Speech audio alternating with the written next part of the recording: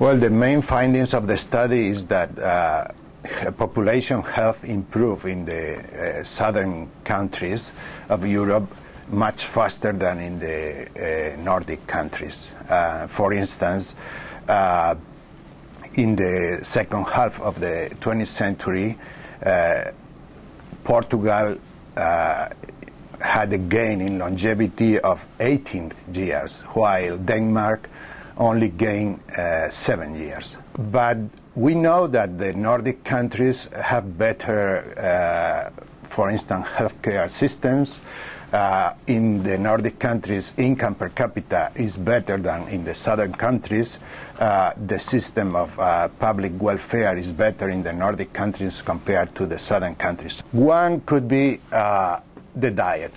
The so-called Mediterranean diet has been suggested as an important factor preventing heart disease, which is a major killer in modern societies. Contrarily, the diet in Nordic countries with a lot of protein and animal fat and other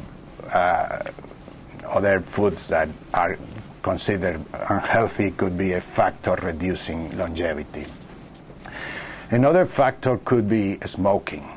For instance, in Denmark, smoking has been historically very high, while in the southern European countries, smoking has been reaching higher levels in recent decades, but in the earlier decades of the period was much slower than in the other countries.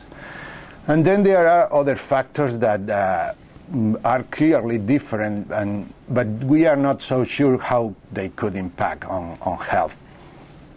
For instance, it is known that social support is a basic factor improving health.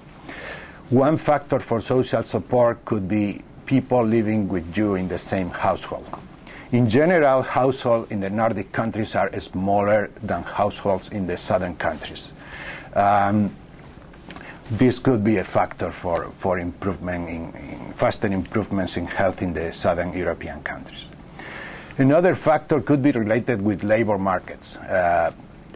For instance, now there is increasing evidence that labor markets that are very flexible can have harmful effects on health.